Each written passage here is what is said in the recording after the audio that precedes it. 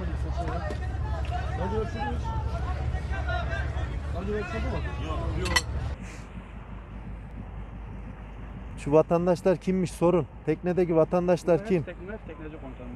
Bunlar hep tekneciler. Vatandaşlar Bunlar hep tekneci. Şu el kaldıran o çocuğun babası. Tekneyi söylüyor çocuğun. Ahmet abi.